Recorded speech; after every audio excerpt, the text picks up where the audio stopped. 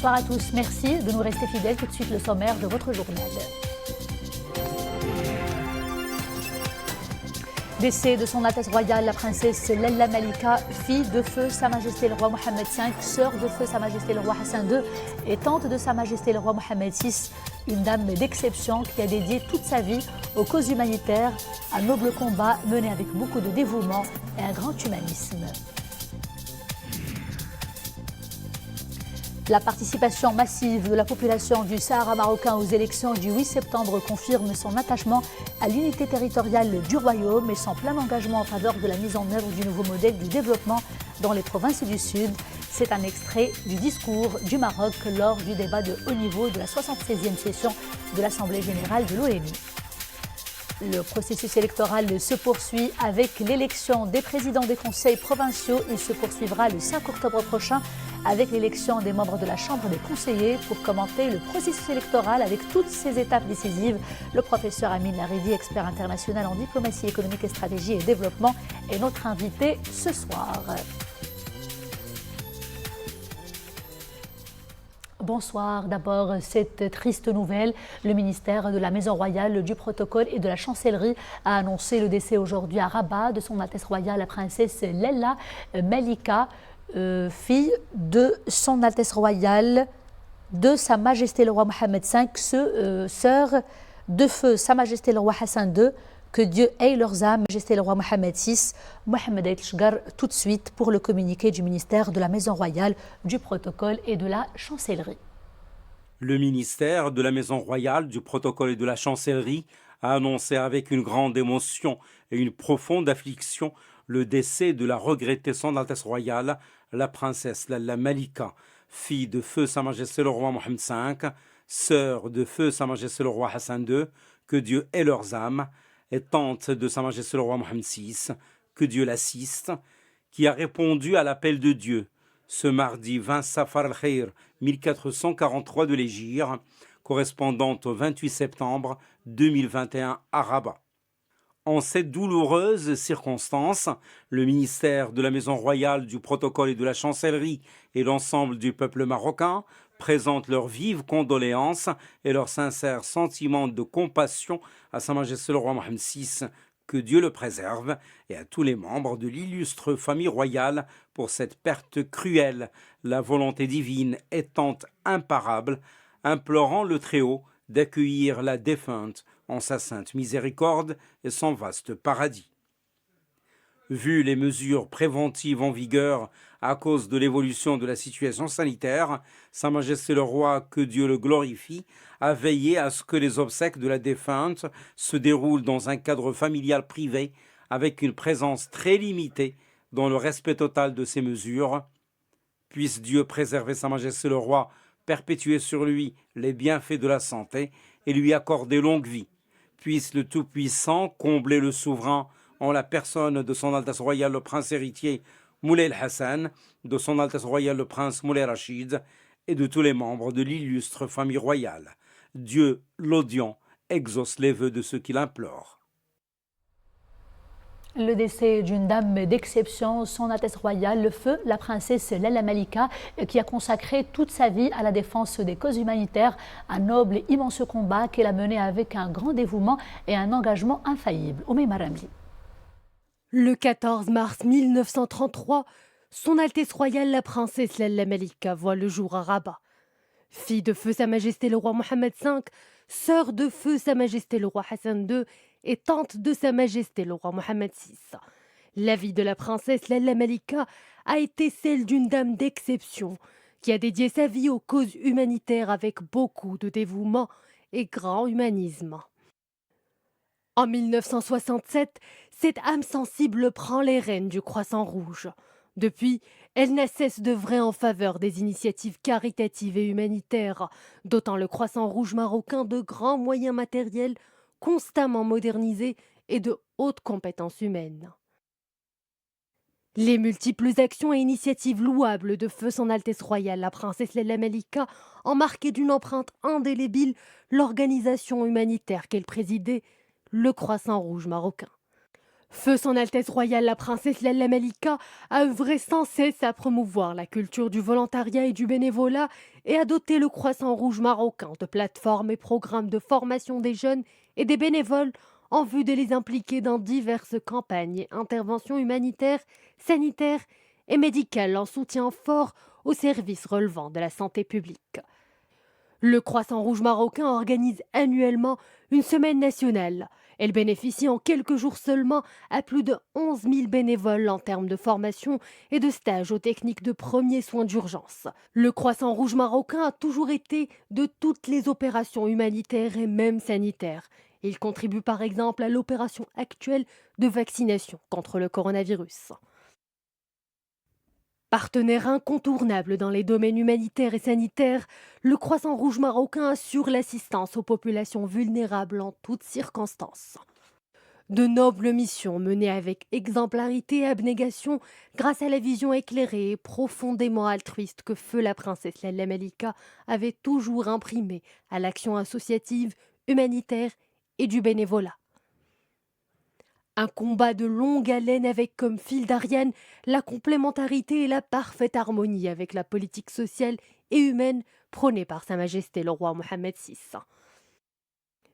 D'ailleurs, en 2014 et à l'occasion du lancement de la Semaine nationale du Croissant Rouge marocain, Son Altesse Royale Feu la Princesse Lalla Malika avait souligné, et je cite, « Les actions du Croissant Rouge marocain se sont toujours inspirées des hautes orientations royales en matière de développement humain, de lutte contre la précarité et de lutte contre l'exclusion. » Des paroles qui résument tout un parcours admirable en faveur des franges vulnérables et qui résonneront certainement dans un Maroc où les valeurs de solidarité sont érigées en culture. La participation massive de la population du Sahara marocain aux élections du 8 septembre confirme son attachement à l'unité territoriale du royaume et son plein engagement en faveur de la mise en œuvre du nouveau modèle du développement dans les provinces du Sud. Je cite un extrait du discours du Maroc lors du débat de haut niveau de la 76e session de l'Assemblée générale des Nations unies. Le point tout de suite avec Mohamed Etchgar. L'un des points forts du discours du Maroc lors du débat de haut niveau de la 76e Assemblée générale des Nations unies reste ce focus sur la participation massive de la population du Sahara marocain aux élections du 8 septembre dernier. Un fort taux de participation qui confirme le fort attachement de cette population à l'unité territoriale du royaume et son plein engagement en faveur de la mise en œuvre du nouveau modèle de développement dans les provinces du Sud. Le ministre des Affaires étrangères, de la coopération africaine et des Marocains résidant à l'étranger souligne que cette adhésion reflète indéniablement la volonté de la population des provinces du Sud à s'engager entièrement et avec efficacité dans la mise en œuvre du projet de développement durable lancé par Sa Majesté le roi Mohammed VI en 2015.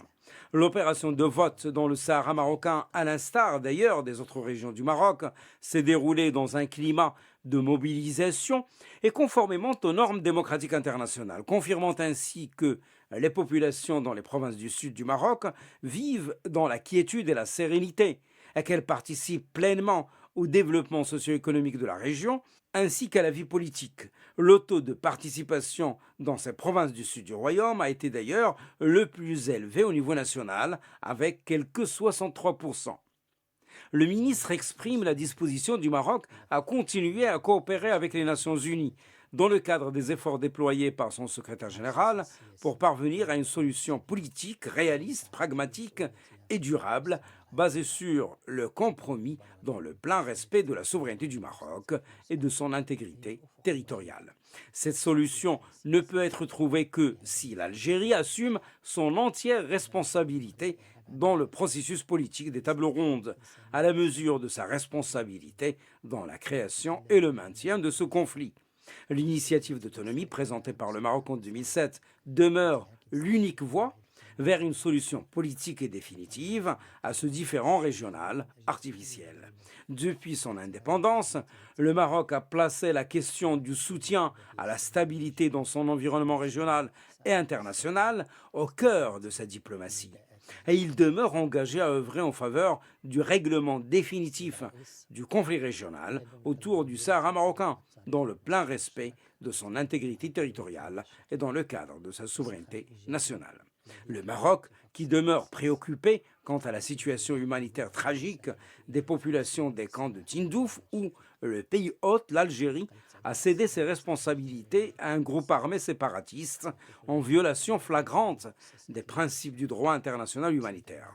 À cette occasion, Nasser Bourita appelle la communauté internationale à agir afin d'amener l'Algérie à respecter ses engagements en vertu des conventions internationales, notamment en permettant au Haut Commissariat aux réfugiés de procéder à l'enregistrement et au recensement de ces populations, conformément aux demandes successives du Conseil de sécurité.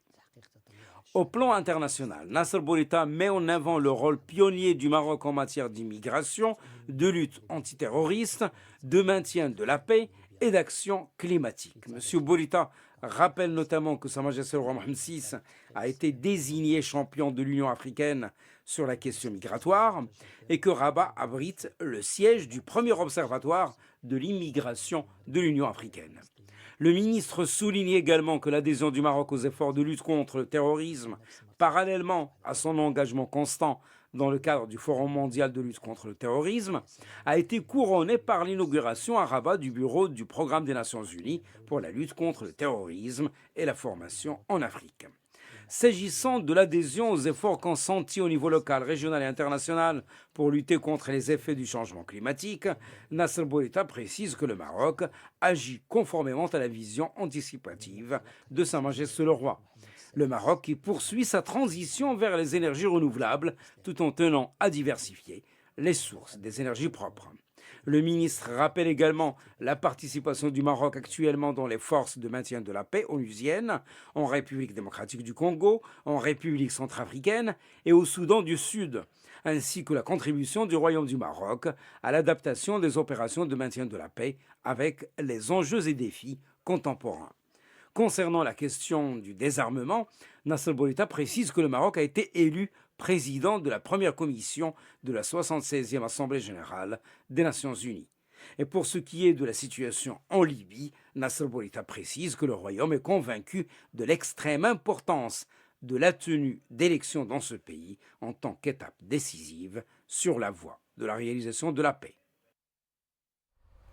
Un dossier du Sahara marocain avec cette fois-ci ces déclarations de José Bono, ex-ministre de la Défense et ex-président du Parlement espagnol, lors d'un grand forum économique mondial. José Bono a d'abord appelé à mettre fin à ce conflit artificiel et à promouvoir un avenir prospère pour les Sahraouis. Après plus d'un demi-siècle, a-t-il souligné, une partie des Sahraouis continue de vivre dans des conditions inhumaines et désastreuses, faisant allusion à la situation dans les camps de Tindouf, dans l'ouest algérien. José Bono a aussi rappelé qu'en 2007, le Maroc a proposé un plan d'autonomie du Sahara marocain que le Conseil de sécurité de l'ONU considère chaque année dans ses résolutions comme sérieux et crédible. Le ministre mauritanien des Affaires étrangères, Smaïl Ould Cheikh Ahmed, est actuellement en visite de travail à Rabat. Il a été reçu cette matinée par son homologue marocain, Nasser Bourita.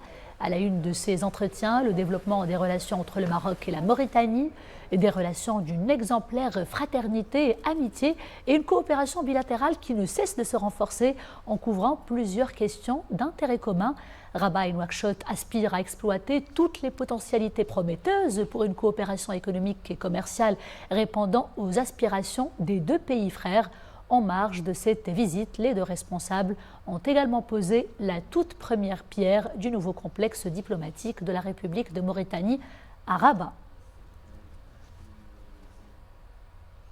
Le ministre des Affaires étrangères, de la coopération africaine et des Marocains résidant à l'étranger s'est exprimé ce matin sur la décision de la France de durcir les conditions d'octroi des visas pour les citoyens marocains, une décision qu'il a qualifiée d'injustifiée. Nous avons pris acte de cette décision et nous la considérons comme injustifiée pour plusieurs raisons, dont la première est que le Maroc a toujours traité la question de la migration avec la logique de responsabilité et le nécessaire équilibre entre la facilitation de la circulation des personnes comme les étudiants, les hommes d'affaires et autres, la lutte contre l'immigration clandestine et le traitement ferme réservé aux personnes en situation irrégulière, a soutenu Nasser Bourita lors d'une déclaration à la presse. Le processus électoral se poursuit dans le royaume. Il se poursuit avec l'élection des présidents des conseils provinciaux. Et parmi les toutes dernières élections, justement, celle de Salah Eddine Kamel du RNI comme président du conseil provincial de Fqih Ben Saleh, celle de Mohamed Salem Hamia du RNI à la tête du conseil provincial de Oued Dahab. Retenez également l'élection de Brahim Ben Sbeh du PAM comme président du conseil provincial de Tétouan, et celle de Kabir Maachi du parti de l'Istiqlal qui a été élu à l'unanimité comme nouveau président du conseil provincial d'Essaouira. Sachez également que Mohamed Salem Bahia du RNI a été reconduit à la présidence du conseil provincial de Tarfaya.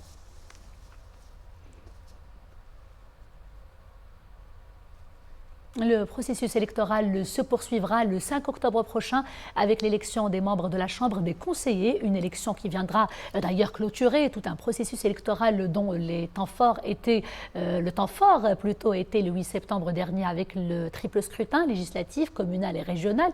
Alors quelle est la part des enjeux économiques dans les résultats de ces élections dominées par trois partis, trois formations qui composent d'ailleurs la nouvelle majorité gouvernementale, le RNI, le PAM et l'Istiqlal? Eh bien, pour des éclairages avertis, nous avons le plaisir d'accueillir avec nous sur le plateau Monsieur Amin Laridi. Monsieur Laridi, bonsoir. Bonsoir, chère Madame Aouzdar. Alors, vous êtes expert international en diplomatie économique et stratégie. Tout d'abord, quelle est la priorité des priorités pour la nouvelle équipe gouvernementale qui prend les commandes dans un contexte marqué par la crise sanitaire du Covid, une crise qui a impacté de manière assez sévère et négative plusieurs secteurs et face à laquelle plusieurs secteurs se sont relevés et ont résisté? Question très pertinente, Madame. Permettez-moi tout d'abord, de prime abord, en ces tristes circonstances, d'exprimer toutes mes condoléances, mes sincères condoléances à notre cher souverain, Sa Majesté le roi Mohammed VI, à toute la famille royale suite au décès de la princesse Leila Malika, une grande dame, comme vous le disiez dans votre exposé, une dame d'exception qui justement était connue pour son engagement humanitaire, notamment à la tête d'un organisme d'excellence qui est le Croissant Rouge Marocain. Et justement, quand on parle de Croissant Rouge Marocain, on parle de secteur de santé, comme on le sait tous.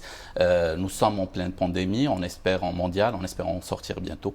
Et notre pays, le Royaume du Maroc, grâce justement à la vision éclairée de notre cher souverain, grâce aussi à ses hautes instructions, s'en sort très bien, s'en sort excellemment bien, ce qui a permis de transformer un bon nombre de menaces en des opportunités réelles sur le terrain, ce qui a permis de cimenter l'union sacrée entre du roi et du peuple, et ce qui a permis également aussi de faire rayonner le Royaume du Maroc davantage, aussi bien sur la scène régionale que sur la scène internationale. C'est très fondamental de citer cela. Donc il y a de beaux défis pour le futur et je préfère rester toujours en fait sur une note qui est positive parce que ce n'est qu'ainsi qu'on peut bâtir. Il y a en fait de belles choses en fait qui sont à venir.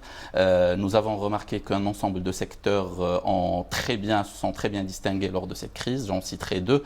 Le premier, c'est le secteur de l'agriculture qui non seulement il a assuré la sécurité alimentaire du pays et du peuple marocain en un temps où beaucoup de nations riches ne pouvaient pas le faire. Mais ce qui est fondamental en temps de crise. Ce qui est fondamental, ce qui est très critique pour la paix sociale déjà et ce qui est fondamental pour le ciment social qui nous permet de relever les défis ensemble, la main dans la main en tant que peuple marocain uni autour de notre roi. Mais en plus de cela, on a créé en fait un excédent à l'export, ramenant de la devise à un temps où c'était très critique de le faire, créant de la valeur ajoutée et même en se diversifiant vers de nouvelles destinations, notamment vers le Royaume-Uni, un allié stratégique, vers les États-Unis, vers les peuples africains frères, Moyen-Orient et j'en passe.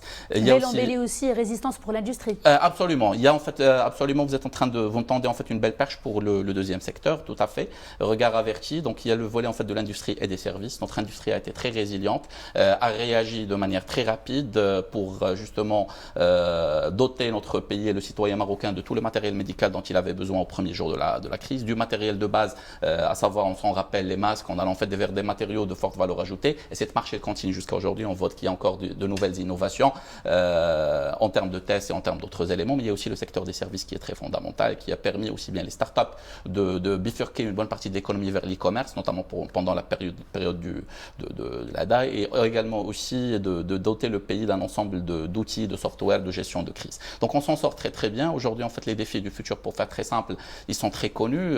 C'est déjà un défi de création d'emplois. Et là, je distingue toujours entre trois types d'emplois. Il y a les emplois de masse, D'accord, en grande masse, il y a des emplois de forte valeur ajoutée qui nous permettent l'émergence d'une classe moyenne en plein essor, de créative et dynamique, et également de l'auto-entrepreneuriat. Il faut toujours distinguer entre les trois. Il y a aussi un volet qui est très fondamental également, c'est de garantir cette belle ouverture en fait du Royaume du Maroc vers l'international, en attirant davantage d'investissements étrangers et en positionnant notre pays comme un hub international. Donc quand j'entends tout cela, en encourageant le Made in Morocco. C'est très fondamental. D'ailleurs, j'y viens. On connaît tous en fait les deux grands chantiers. On va en parler certainement lors de cette belle discussion, à savoir les deux projets royaux qui nous tiennent tous à cœur et autour desquels on est tous unis, le nouveau modèle de développement et la couverture sociale élargie. On va y revenir. Et justement, à l'échelle en fait économique, il y a un beau totem, parce que quand on bâtit, il faut toujours en fait un totem qui est unificateur. Ce beau totem, ça peut être la balance commerciale, le commerce extérieur, connu pour son déficit quasi chronique depuis en fait plusieurs décennies. Aujourd'hui, je pense qu'il est temps d'équilibrer ce déficit, voire même de le transformer en excédentaire.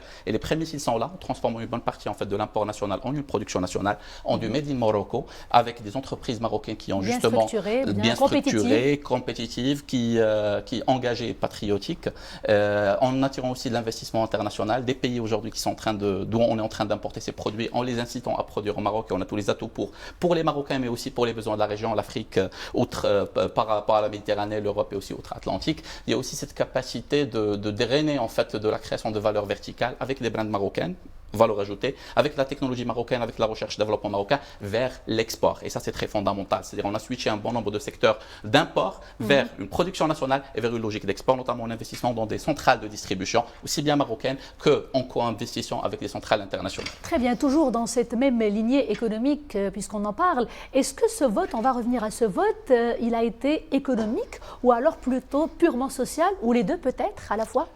Les deux et bien plus. D'accord, je pense que c'est un vote avant tout marocain avec un grand M. C'est un vote de Tamgarabit. C'est un vote où les Marocains, nous, peuple marocain, j'ai voté, vous avez voté. Donc nous tous Marocains, on a voté. Déjà par responsabilité, par réponse à l'appel de notre souverain. Par citoyenneté, absolument. C'est d'ailleurs la deuxième lettre, C de citoyenneté, R de responsabilité, donc MCR. Donc on a répondu déjà à l'appel de notre souverain, un appel de voter en masse, et les votes étaient en masse, notamment fait dans nos provinces du Sud. C'est un attachement qui est clair à la marocanité, à notre souveraineté nationale, par tout le monde, à l'échelle nationale déjà, parce qu'on est fiers de cette marocanité, et aussi au plan mondial, absolument. Il y a aussi le deuxième élément qui est très fondamental, Sa Majesté aussi, dans son appel, a incité les Marocains à voter pour des gens dignes de confiance et dignes de responsabilité. Et aujourd'hui, je pense que le trium en fait en tête, justement, et aujourd'hui qui va composer la majorité gouvernementale, les Marocains ont lu sa capacité de mobiliser des élites, aussi bien à l'intérieur du parti qu'à l'extérieur du parti, parce qu'aujourd'hui les partis politiques doivent jouer un rôle de locomotive, c'est le nouvel état d'esprit, c'est ça la démocratie. Pas d'endiguement, on n'appelle pas que les gens qui sont issus des partis, il faut faire appel aussi à d'autres compétences qui ont cette capacité de servir en fait le peuple et le royaume du Maroc, qui ont la compétence de le servir, parce qu'il ne suffit pas uniquement des intentions, les valeurs sont importantes, mais la compétence elle est très importante, aussi bien dans le public que dans le privé. Et troisièmement aussi, qui ont cette aptitude à transformer, à réaliser sur le terrain. Et je rappelle que le nom ministre, déjà en fait en latin, il vient du mot minus, qui veut dire en fait servir.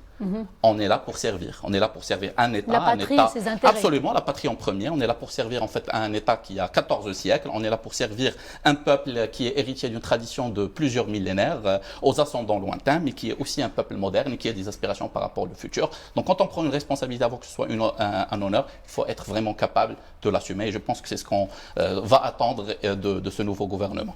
Très bien, professeur Laridi. À votre avis, qu'est-ce qui a joué davantage lors de ces élections? Est-ce l'évaluation des performances économiques, on va dire, du gouvernement sortant, ou alors les nombreuses attentes qui se sont nourries concernant les programmes présentés par les partis politiques, notamment ceux qui ont finalement été portés par les urnes à cette majorité gouvernementale? Écoutez, votre question comprend les éléments de réponse.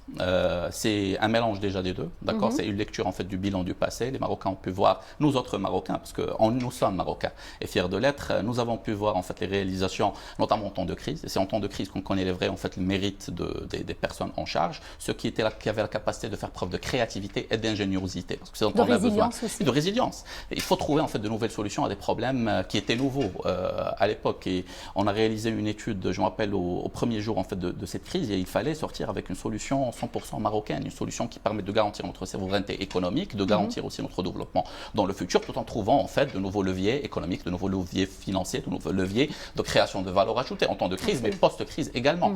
Et les Marocains, ils ont vu ceux qui avaient la capacité de travailler, de ceux qui n'avaient pas la capacité de transformer sur le terrain. Et je pense que c'est aussi une ligne rouge qui a été tracée, très claire. La pratique de la politique n'est pas une pratique rhétorique ou théorique, c'est une pratique qui doit être liée à l'action, qui doit être liée en fait à des résultats qui sont concrets sur le terrain. Et c'est ce qui justifie quelque part le vote des Marocains. Deuxième point aussi, c'est un regard, l'aspiration pour le futur. Aujourd'hui, on est il y a en fait, il suffit de parler, j'ai le plaisir de converser chaque jour avec différentes tranches de la société, jeunes, moins jeunes, différents niveaux sociaux, etc. C'est un privilège et une richesse. Et on se rend compte justement de ce positivisme que le peuple marocain a aujourd'hui par rapport au futur. C'est-à-dire les gens sont unis, les gens ont envie de travailler, ils n'attendent justement que les indicateurs. Je pense que ces indicateurs, c'est aussi de traduire ces aspirations en projets, des projets en fait qui sont concrets, que tout le monde peut comprendre, d'accord, et en même temps que tout le monde peut suivre, avec des objectifs qui sont clairs, avec une timeline qui est claire, avec des personnes à la tête de chaque projet pour justement lier la responsabilité. Tout en ayant foi en des lendemains meilleurs. Absolument. Puisqu'on parle justement d'optimisme et de grands chantiers, on va revenir au point de départ de cet entretien, professeur Laridi, à savoir les défis. Nous avons le nouveau modèle de développement avec des chantiers titanesques et surtout un échéancier bien précis. Nous avons aussi le chantier de la généralisation de la couverture sociale pour tout le monde. Et puis, il y a un autre terrain, une autre plateforme d'action précisément, c'est-à-dire celle concernant les programmes présentés par les 3 partis politiques qui composent désormais cette majorité gouvernementale. Comment ce mix, si on peut le dire comme ça, va-t-il être géré, à votre avis? Écoutez, question très pertinente, encore une fois, réellement. Donc on se rend compte, en fait, il y a une synergie qui est de fait, d'accord, mais permettez-moi déjà de me focaliser sur les 2 premiers en fait, projets titanesques, importants, stratégiques, royaux, qui sont le nouveau modèle de développement avec le pacte national qui est autour, d'accord, parce que c'est une mise en application à 360 degrés qui va impliquer tous les acteurs en fait, de la vie économique, politique, citoyenne nationale, et aussi en fait la couverture sociale. Alors pour lancer ces 2 chantiers, en une période pareille, alors qu'il y a encore une crise mondiale, ça veut dire qu'on est très confiant. Ça veut dire qu'on est un très très grand pays. À une période où beaucoup de pays se sont effrités, leurs instances et leurs institutions se sont affaiblies en cette période de crise, le Maroc, lui, il sort très très fort. Mais vraiment très fort, il souligne en fait le mot fort, aussi bien en interne qu'en externe. Et justement, le futur ne peut être que meilleur et je ne peux être que positif par rapport à ça, d'accord? Et on ne peut que s'impliquer pour transformer cela sur le terrain et c'est très fondamental en tant que soi.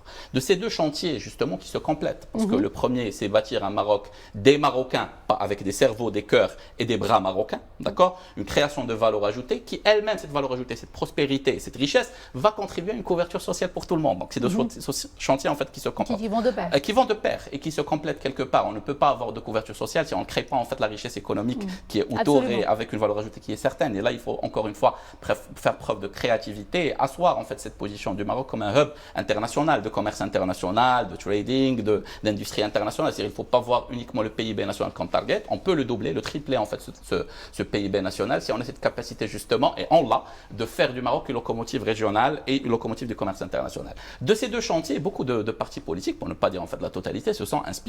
D'accord, une bonne partie en fait des programmes électoraux, on les a suivis avec beaucoup de détails. Ils ont fait leur feuille de route, absolument, absolument. Il le disait. Et il le disait clairement, et on ne peut que faire ça. On ne peut que faire ça. Il y a 2 chantiers en fait qui sont fédérateurs, qui sont royaux, qui sont stratégiques et qui sont unificateurs de tous les Marocains. La chose la plus intelligente et la plus évidente en fait, c'est de le faire. Donc maintenant, c'est comment créer de la synergie et de l'harmonie. Je parlais tout à l'heure en fait du rôle d'un ministre en général. Il est à la fois le représentant du gouvernement dans son département et aussi le représentant du département dans sans gouvernement. Il doit y avoir une homogénéité. Je pense en fait c'est ce qui est en train d'être finalisé aujourd'hui. C'est une homogénéité gouvernementale avec un plan d'action unifié qui se doit de traduire ces 2 chantiers stratégiques sur le terrain, d'accord, en harmonie avec les attentes de Sa Majesté le Roi, en harmonie avec les attentes en fait du peuple marocain et aussi en fait en honorant ce rôle justement du Royaume du Maroc aujourd'hui qui, tel un phénix, tel un aigle aujourd'hui, déploie ses ailes de l'ouest à l'est avec un corpus, une âme africaine, avec un regard en fait qui est fier, mais on est fier de nos alliances avec nos amis anglais, américains, etc., de notre africité, mais aussi de nos alliances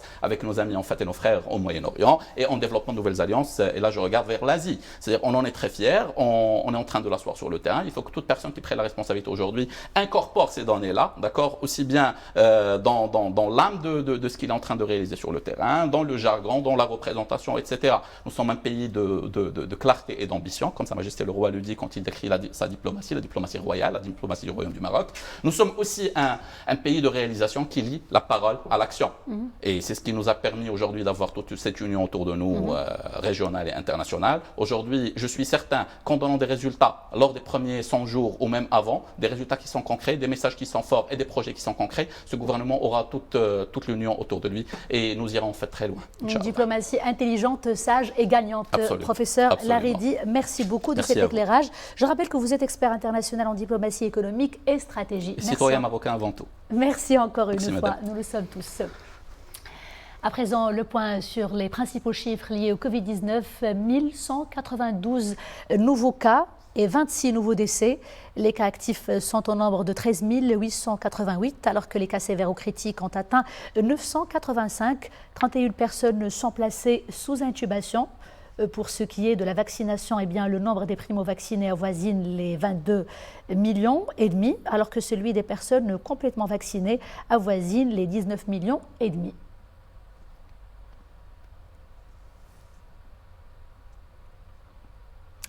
À J-3 de la rentrée scolaire, pas de répit pour la dynamique de la campagne vaccinale dans les établissements scolaires 7 jours sur 7. Des équipes médicales aux petits soins y reçoivent les 12 et 17 ans.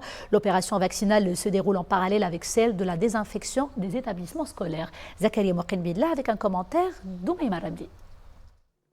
Depuis quelques jours, des agents s'activent à désinfecter les couloirs et les salles de classe de cette école primaire d'Al Hajb. Des affiches rappellent la nécessité de porter le masque. Autre aspect important, la disposition des tables de façon à faire respecter la distanciation physique pour les élèves. Autant de mesures préventives adoptées pour permettre les cours en présentiel dès vendredi prochain. Les préparatifs à la rentrée scolaire se font à plusieurs niveaux. Pour ce qui est du protocole sanitaire, nous nous sommes dotés en équipement de désinfection. L'objectif étant de garantir la sécurité des élèves. Au niveau social, dans le cadre de l'opération, 1 million de cartables et des quantités de livres, cahiers et fournitures ont été achetés. En parallèle de ces mesures, la vaccination des élèves âgés de 12 à 17 ans se poursuit à travers le royaume. Ici, nous partons à Azilal dans un collège de la commune de Zaouiat Hansal. L'opération rencontre un franc succès. Près de 800 élèves sont programmés. Il y a une forte adhésion des habitants à la campagne vaccinale. Les gens sont conscients de l'importance de faire vacciner leurs enfants. De notre côté, nous les informons et les sensibilisons aux différents aspects de cette opération. Les préparatifs vont bon train pour la rentrée scolaire. Dans les établissements scolaires, des réunions d'information et de coordination sont tenues avec les différents intervenants. Principale nouveauté de cette année, le retour de l'enseignement présentiel. Et c'est la fin de ce journal. Merci d'avoir été des nôtres. Je vous dis à demain, toujours avec grand plaisir. D'ici là, portez-vous bien.